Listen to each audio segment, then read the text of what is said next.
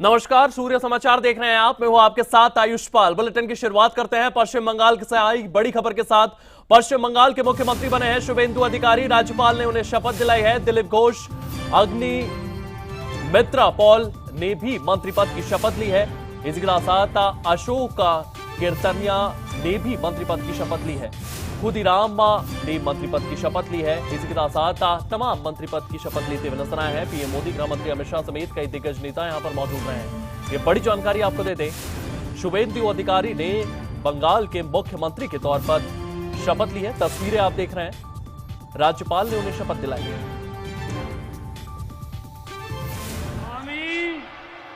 আমি শুভেন্দু অধিকারী ঈশ্বরের নামে শপথ করিতেছি যে বিধি দ্বারা স্থাপিত ভারতের সংবিধানের প্রতি আমি অকৃত্রিম নিষ্ঠা ও আনুগত্য পোষণ করিব। আমি ভারতের সার্বভৌমত্ব ও অখণ্ডতা রক্ষা করিব।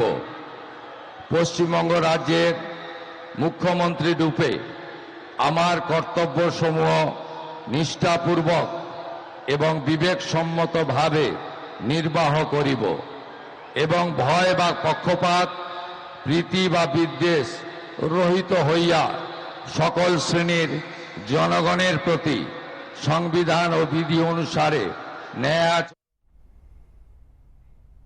तो लगातार आपने देखा किस तरीके से बंगाल में शुभेंदु अधिकारी ने मुख्यमंत्री पद की शपथ ली और इसी पर बातचीत करने के लिए हमारे साथ न्यूज रूम से हमारे सहयोगी संदीप मिश्र जुड़ चुके हैं। संदीप जी, कितना बड़ा मौका ये बीजेपी के लिए है और अगर बंगाल में बीजेपी लगातार अच्छी तरीके से शासन करती है, इसका असर जो है वो बांग्लादेश की राजनीति पर किस तरीके से पड़ने वाला है? सबसे पहले मैं आपसे जानना चाहूंगा, बीजेपी के लिए ये कितना बड़ा पल?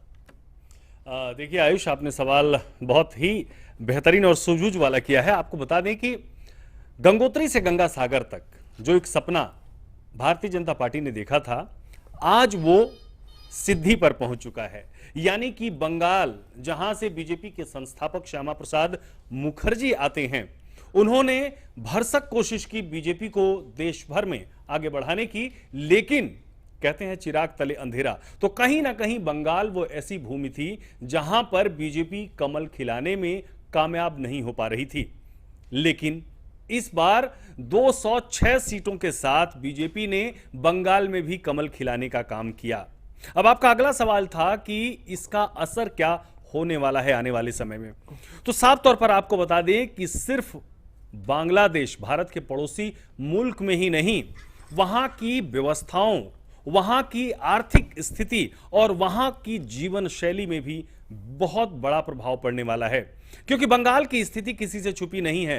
आपसे बता दें कि जिस बंगाल में ईस्ट इंडिया कंपनी की स्थापना अंग्रेज आकर किए और जो बंगाल देश की आर्थिक राजधानी, सांस्कृतिक राजधानी के तौर पर जाना जाता था, बीते 50 सालों में उसकी दशा और उसकी दिशा क्या हो गई कि वहां से कल कारखाने, रोजगार चले गए, वहां पे लोगों की आय घट गई, वहां का जीवन स्तर निम्नता के सर्वोच्च स्तर पर पहुंच गया। तो कहीं ना कहीं यह उम्मीद जरूर करनी चाहिए कि बीजेपी की जो सरकार बनी है, इस सरकार में इन सभी चीजों पर, लोगों की जो जीवन शैली है वो बेहतर करने पर काम होगा, लोगों के आवास पर काम होगा। आप यकीन करें कि बंगाल जब आप घूमकर देखेंगे तो आज भी देखेंगे 5-5, 6-6 फुट की जो पतली पतली दीवारें हैं, वहां पर एस्बेस्टर की छतें हैं और पर्दे लगाकर लोग बड़ी मुश्किल से जीवन यापन करते थे।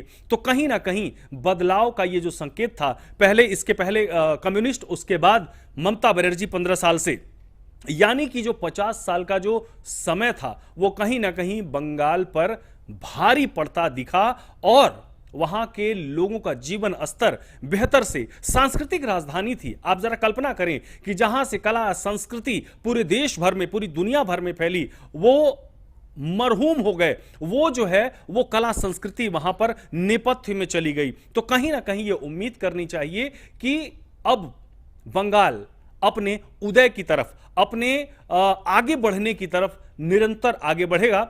जिस प्रकार से आज शपथ ग्रहण में 5 चेहरे आपने देखे कि किस प्रकार से मुख्यमंत्री शुभेंदु अधिकारी के साथ 5 चेहरों ने शपथ ली, उससे कम उत्तर, दक्षिण, पूर्व, पश्चिम बंगाल के चारों तरफ के लोगों को प्रतिनिधित्व दिया गया। ऐसे तो मंत्रिमंडल का विस्तार बाद में होगा, लेकिन मुख्यमंत्री के साथ जो 5 लोगों ने शपथ ग्रहण किया है उससे देखकर यह जरूर आप कह सकते हैं कि बंगाल आने वाले 5 सालों में बदलाव की तरफ आगे बढ़ेगा।